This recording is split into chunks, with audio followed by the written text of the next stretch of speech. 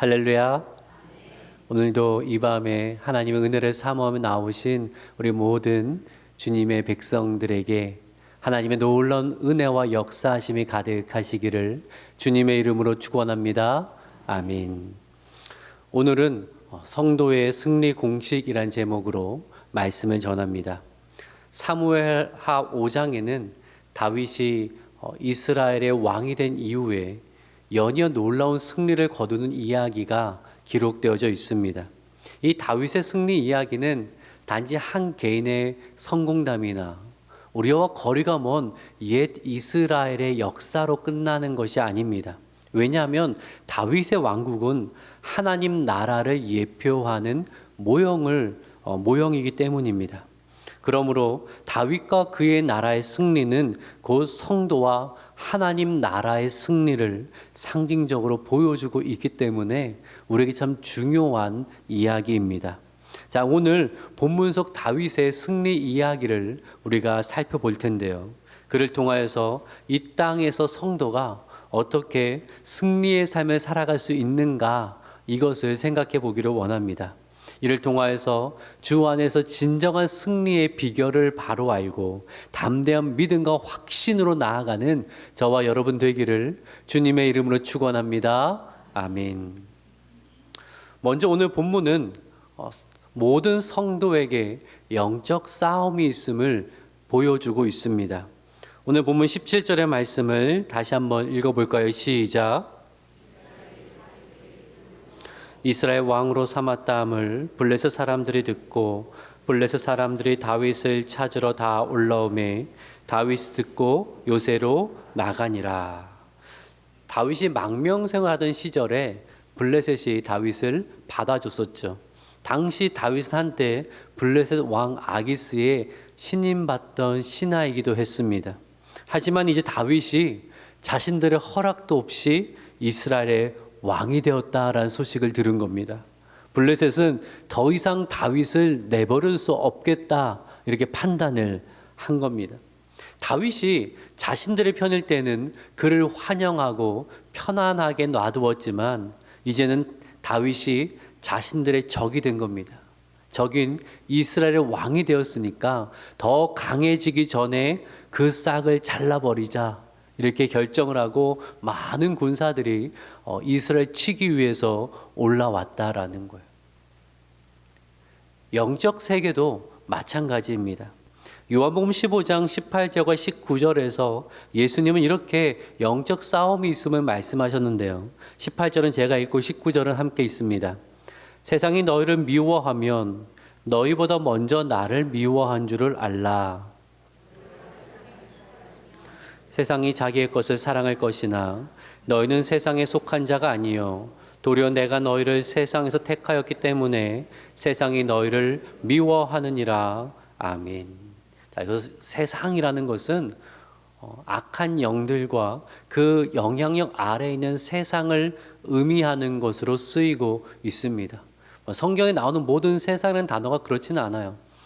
온 만물을 의미할 때도 있고 모든 인류를 의미할 때도 있지만 여기서는 악한 영들과 그 영향력 아래에 있는 세상의 문화, 또 어떤 체계, 이런 것을 의미하는 것입니다. 우리가 성도로서 이 땅을 살아갈 때에 세상은 우리를 미워할 것이다 라고 예수님 말씀합니다. 왜 그렇습니까? 우리가 더 이상 세상에 속한 자가 아니기 때문입니다. 원래는 세상에 속하였었는데 이제는 하나님께 속한 자, 예수님께 속한 자가 되었다라고 성경은 말씀합니다. 오늘 본문에서 블레셋 행동을 떠올려 보세요. 다윗이 자신들의 편일 때는 다윗을 환영하고 그를 가만히 편안하게 내버려 두었습니다. 근데 다윗이 이스라엘의 왕이 되자, 그들의 적이 되자 곧바로 거세게 공격해 왔다라는 거예요. 마찬가지로 마귀와 악한 영들은요, 우리가 하나님께 속한 자로 살아가기 시작할 때에 더 거세고 집요하게 공격해 온다라는 것입니다. 간혹 새로 이제 교회 오시는 성도님 중에서 또 주변 분들이 걱정하면서 이런 말씀을 할 때가 있습니다. 예수님 믿고 나서 오히려 삶이 더 힘들어졌습니다. 예수님 믿고 나서 더 많은 문제가 생겼습니다. 그거 이상한 거 아닙니다. 사단이 가장 싫어하는 것이 한 인생이 믿음으로 살고자 하는 것입니다. 그러면 결코 가만히 두질 않아요. 제가 목회를 하면서 보면은 오랜 시간 신앙의 방황을 하다가 다시 교회로 와서 예배드리기 시작할 때 꼭 방해가 나타나요. 주일에 예배드리러 오려고 하는데 집안에 무슨 일이 있거나 또 회사에서 급하게 오라고 하거나 다시 마음을 다잡고 기도하려고 했더니 전화가 오고 방해가 있고 하여튼 여러 가지 어려운 일들이 생기고 신앙생활에 집중하지 못하게 만들더라는 거예요. 이것이 영적 전쟁의 일환입니다. 말씀대로 자녀를 양육할 때도 그렇지 않습니까? 주변의 시선과 압박이 만만치가 않습니다. 저는 입시 전쟁이 정말 치열한 동네에서 성장을 했고요. 그리고 제 자녀들도 이곳에 오기 전까지는 정말 그렇게 치열한 입시 전쟁이 치열한 한복판에서 그렇게 컸습니다. 거기에서는요, 자녀를 주일에 학원 특강이 아니라 교회에 보내면 주변에서 가만히 두질 않습니다. 이상하게 여깁니다. 그렇게 해서 아이 성적이 떨어지면 어떡하려고 그러냐. 그러다가 좋은 대학 못 가면 어떡하려고 하냐. 불안과 두려움을 막 자극합니다. 그리고요, 이렇게 목회를 하다 보니까 이러한 압박에 굴복하여서 자녀를 교회에 보내야 되는데 언제부턴가 학원을 보내는 그러한 부모님들을 종종 보게 됩니다. 또한 시간이 흘러서 그때 자녀를 믿음으로 잘 세워주지 못한 것을 정말로 후회하는 그러한 분들도 저는 많이 봤습니다. 직장의 삶도 그렇지 않습니까? 말씀대로 정직하게 일하려고 하면 사람들이 칭찬하고 격려합니까? 아니요. 왜 그러냐고 합니다. 왜 그러냐 하죠. 그 옳지 않은 관행을 따르지 않으려고 하면, 세상의 향락의 문화를 따르지 않으려고 하면 불이익을 당할까 두려운 마음이 생깁니다. 하나님을 경외해야 됨을 아는데 뭐가 더 신경 쓰여요? 직장의 동료나 직장의 상사의 눈치가 더 신경을 쓰입니다. 이걸 따라가지 않으면 내가 승진에 탈락하는 것이 아닌가, 연봉 협상에서 불이익을 당하는 것은 아닌가, 많은 마음의 불편함과 갈등이 생긴다라는 거예요. 어떤 삶의 영역이든지 간에 말씀대로 사는 것은 우리에게 불편한 일이 된다라는 거예요. 그런데 여러분 꼭 기억하십시오. 이 불편함이 오히려 당연한 것입니다. 죄로 물든 이 세상 한가운데서 아무런 갈등이나 저항 없이 살아가고 있다면, 저는 예수님 믿어서 아무런 불편함이 없었습니다, 아무런 갈등도 없었습니다 라고 말씀하신다면 그게 정말 문제가 있는 겁니다. 왜요? 사탄은 자기 편을 생각하면 그냥 놔둬요. 잘하고 있다 놔둬요. 근데 언제부턴가 예수님 편에 서기 시작하면 그때부터 가만히 두지 않거든요. 집요하게 공격하거든요. 그러니 영적 싸움이 없다는 것이 훨씬 더 심각한 문제라는 거예요. 영적 싸움이 있을 때에 이것이 왜 나에게 어려움이 있을까 그거 고민하지 마세요. 우리 주님이 먼저 말씀하셨잖아요. 세상이 나를 먼저 미워했다. 그러니 너희를 미워하는 건 당연한 거 아니겠느냐. 믿음 생활하다가 어려움이 생기는 거, 어떤 공격을 당하는 거 당연한 일이라는 거예요. 하지만 오늘 본문은 두려워하지 말라라고 합니다. 왜냐하면 우리에게 이미 주어진 성도의 승리 공식이 있다라는 거예요. 성도의 승리 공식이 있다는 거예요. 오늘 본문이 우리에게 전하는 핵심이 있는데 그것이 무엇이냐면 같이 한번 읽어볼까요? 시작. 우리는 이미 승리를 약속받은 자들입니다. 우리는 승리를 약속받았다는 거예요. 여러분 수학에서 1 더하기 1이 몇입니까? 뭔가 의심하는 것 같아요. 목사님 저렇게 쉽게 물어보는 거 보면 분명히 뭔가 숨은 뜻이 있겠구나. 아니요. 1 더하기 1은 뭐예요? 2입니다. 이거 바뀌면 큰일 납니다. 그렇죠? 1 더하기 1은 2가 되는 건 절대 변하지 않는 진리고 명제입니다. 마찬가지로 하나님께 속한 성도가 승리하는 것도 하나님께서 정하신 변치 않는 진리라는 거예요. 성도의 승리는 조건부 가능성이 아니라 하나님의 언약 안에서 보장된 결과다. 이것을 우리에게 오늘 본문은 이야기하고 있습니다. 오늘 본문 18절을 보면 블레셋 군대가 르바임 골짜기에 진을 쳤다라고 되어 있는데 지도를 한번 보여드릴게요. 잘 안 보일 수 있지만 이 노란색 글씨가 르바임 골짜기입니다. 주변에 뭐가 있어요? 예루살렘과 베들레헴이 있어요. 그 사이에 가까운 그 평야가 르바임 골짜기입니다. 블레셋 군대가 르바임 골짜기에 모여서 진을 쳤다는 것은 무슨 이야기예요? 지금 다윗이 있는 예루살렘 성 코앞까지 진격해 왔다라는 거예요. 방어선 다 뚫리고 거기까지 왔다라는 것입니다. 아주 긴박하고 두려운 상황입니다. 물론 다윗에게도 용맹한 군사가 있죠. 하지만 블레셋의 군사력에 비하면, 또 블레셋 군사들의 그 전쟁 경험에 비하면 너무나 작은 것이었습니다. 과거에 비슷한 일이 있었어요. 사울왕 당시에 블레셋이 골리앗이라는 장수를 앞세워서 이스라엘 바로 앞까지 진격해 왔습니다. 골리앗이 매일같이 하나님과 이스라엘 군대를 모욕하는 말을 했잖아요. 근데 사울과 그의 군사들은 아무 대응을 못했어요. 왜요? 너무 두려워서. 골리앗을 보고 또 많은 그 블레셋 군사 수를 보니까, 그 병력을 보니까, 그 무기를 보니까 두려워서 아무 말도 못하겠는 거예요. 싸우면 큰일 나겠다, 맞붙었던 큰일 나겠다, 이러한 생각이 드는 거예요. 하지만 오늘 본문 속 다윗은 달랐습니다.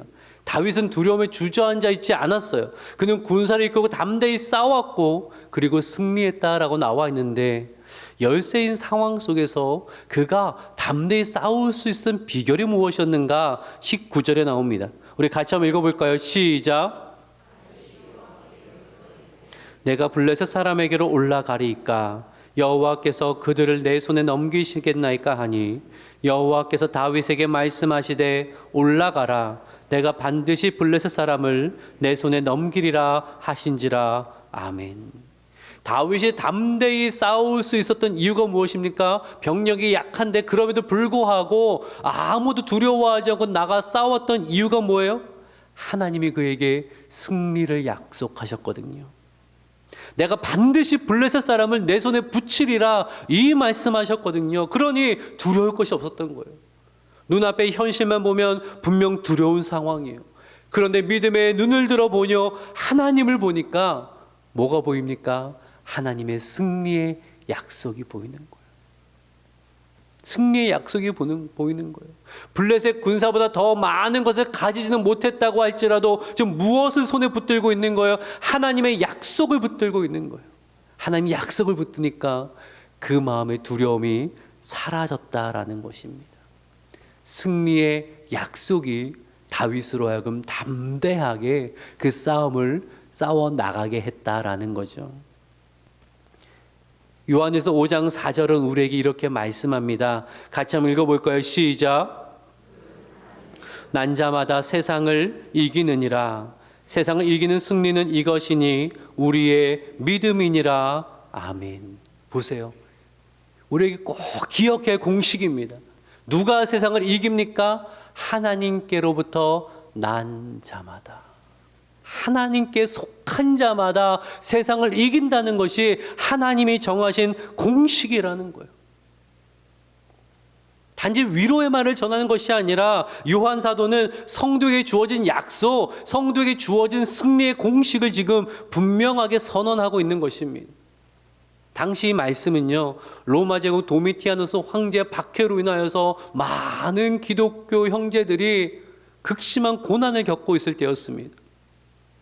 그 황제가요, 자신을 주 하나님이라고 부르라고 할 정도로 자신을 신격화하고 로마 황제를 숭배하게 했어요. 그런데 기독교인들이 로마 황제 숭배할 수 있습니까? 하나님만 경배해야지. 그러니 이 기독교에 대한 극도의 적대감이 있었어요. 어느 정도였냐면 기독교인들은 국가 반역자다. 그러니 보인으로 잡아들이고 처벌하는 그러한 박해가 있었다라는 거예요. 그런 상황 속에서 요한은 뭐라고 말하냐면 성도들에게 담대하라, 담대하라.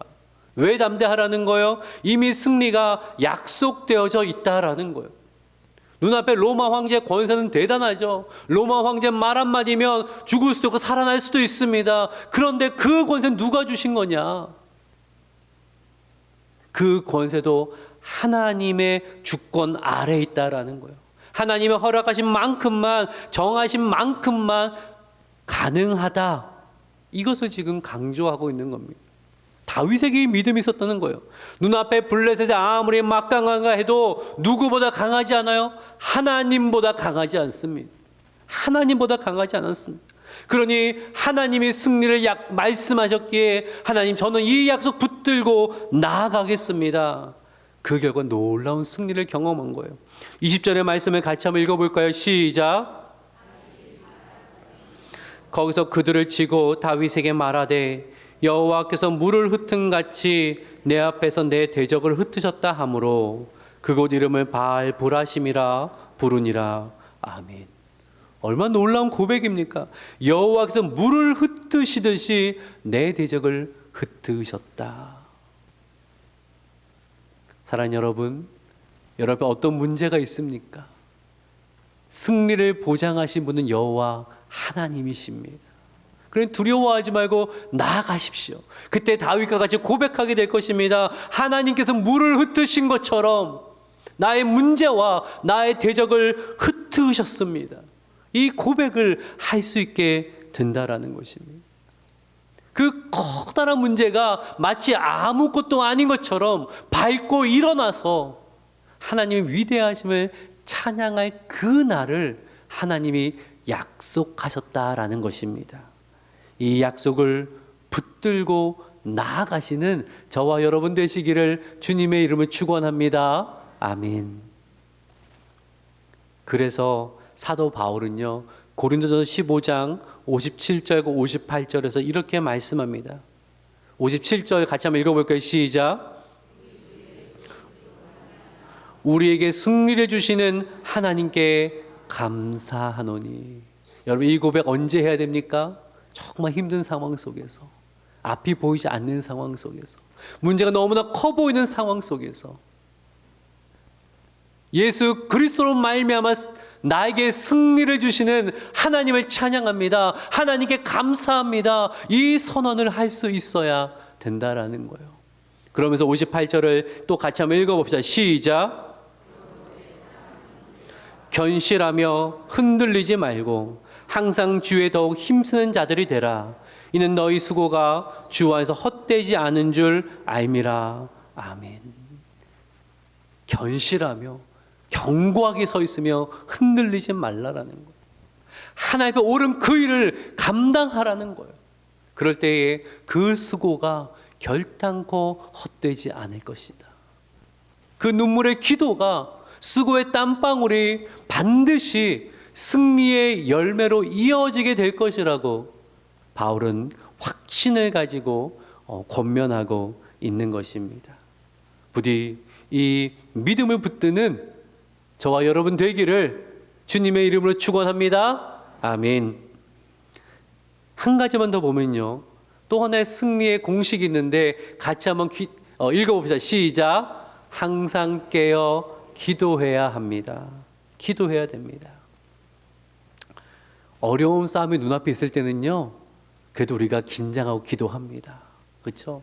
평소에 새벽 기도 힘들어서 잘 못 나오고 있더라도 정말 어려운 문제가 있으면요, 새벽을 깨워 기도합니다. 하나님 아니면 안 된다고 눈물로 기도합니다. 아마 수요 예배 나오신 분들이라면 정말 인생의 위기가 찾아왔을 때 먼저 무릎 꿇고 기도하실 것입니다. 근데요, 모든 일이 다 잘 풀릴 때, 승리를 경험했을 때는요, 긴장이 풀어지고 기도의 자리를 소홀히 하는 경우가 많다라는 거예요. 근데 그때 사탄은 틈을 놓치지 않고 공격합니다. 가장 위험한 때가 언제냐면, 이 정도는 기도하지 않아도 내가 얼마든지 할 수 있어. 내가 그동안 몇 년을 해왔는데 내가 여기서는 최고야. 그런 거 얼마든지 내가 해낼 수 있어라는 생각이 들 때 그때 위험한 거예요. 그 대표적인 예가 베드로의 실패 아니에요?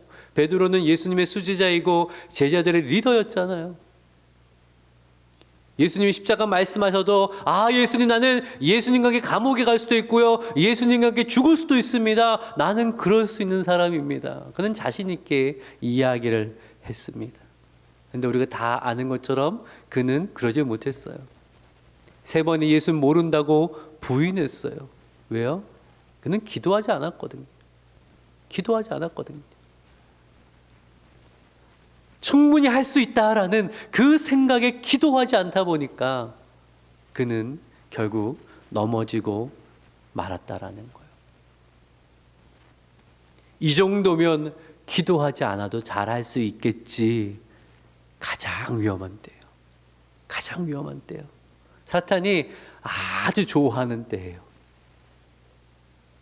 오늘 본문을 보니까 다윗은 승리했어도 기도를 놓치지 않았어요. 다윗이 블레셋과의 첫 번째 정쟁에서 큰 승리를 거뒀거든요. 근데 블레셋이 포기하지 않고 또 싸우러 옵니다. 또 침공해요. 이때 어떤 상황이에요? 이스라엘 군사는 승리로 인해 사기가 높아져 있었고 블레셋 군사는 패배해서 사기가 땅에 떨어져 있던 때예요. 이미 한번 이겼어요. 그것도 정면으로 부딪혀서 이긴 거예요. 그럼 무슨 생각 들겠어요? 야, 또 와? 이거 해보나 마나지. 당장 나가서 싸웁시다. 아예 쳐들어오지 않도록 우리가 아주 짓밟아 줍시다. 이렇게 말하고 있지 않겠습니까? 근데 다윗은 그 경험과 상식대로 움직이지 않고 다시 기도해요. 하나님 뜻을 구해요. 23절, 24절의 말씀이죠. 23절은 제가 읽을게요.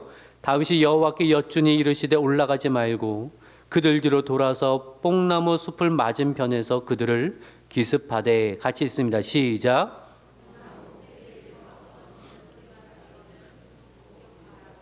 그때 여호와가 너보다 앞서 나아가서 블레셋 군대를 치리라 하신지라. 아멘. 작전이 완전히 바뀌었어요. 직접적인 전면 공격이 아니라 후방 기습 전략을 따랐어요. 하나님의 명령대로 움직였더니 더 놀라운 승리를 거둔 거예요. 하나님 뭐라고 하세요? 내가 너보다 앞서가서 내가 싸울 것이다. 더 놀라운 승리를 경험하게 될 것이다. 언제 이 놀라운 승리를 다윗이 경험했습니까?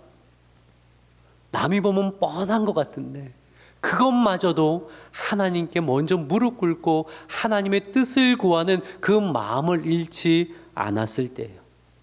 사랑하는 여러분, 진짜 신앙은 뻔한 것도 기도하는 거예요.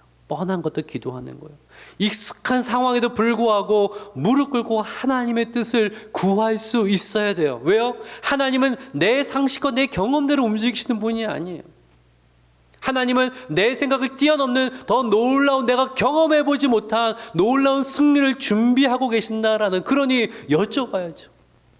하나님 어떻게 할까요? 하나님 뜻이 어디에 있습니까? 나를 붙들어 주세요. 나에게를 인도해 주십시오. 늘 하나님을 신뢰하며 나아가야 된다라는 거예요. 그럴 때에 승리 위에 더 놀라운 승리를 경험하고 하나님께 영광 올려드리게 될 줄로 믿으시기를 바랍니다. 아멘. 말씀을 맺습니다. 성도의 승리 공식이라는 제목으로 말씀을 나눴습니다. 첫 번째는 모든 성도에게는 영적 싸움이 있다라는 말씀을 드렸습니다. 사단은 반드시 우리를 공격합니다. 상황과 문제와 사람들을 통하여서 우리를 믿음에서 넘어뜨리기 위하여서 믿음의 길을 벗어나게 만들기 위해서 계속 공격해 올 것입니다. 그런데 우리가 두려워할 이유가 없는 것은 우리에게 승리의 공식이 주어졌다는 거예요. 첫 번째 승리의 공식은 무엇입니까? 하나님께 난 자마다 세상을 이기느니라. 이미 승리를 약속받은 자입니다. 두려워할 이유가 없습니다. 하나님이 승리케 하신다고 약속해 주셨습니다. 우리는 그 약속을 믿고 기도하고 나아가면 되는 거예요. 근데 꼭 기억하세요. 기도해야 승리합니다. 잠들어 있으면 승리할 수 없는 겁니다. 승리에 도취되어서 내가 익숙하다고 해서 거기에서 기도하지 않고 마음이 높아지면 한번 넘어지게 됩니다. 하나님이 그렇게 하셔요. 왜요? 하나님만 의지하며 진짜 승리를 배우게 하기 위해서 하나님이 그렇게 하십니다.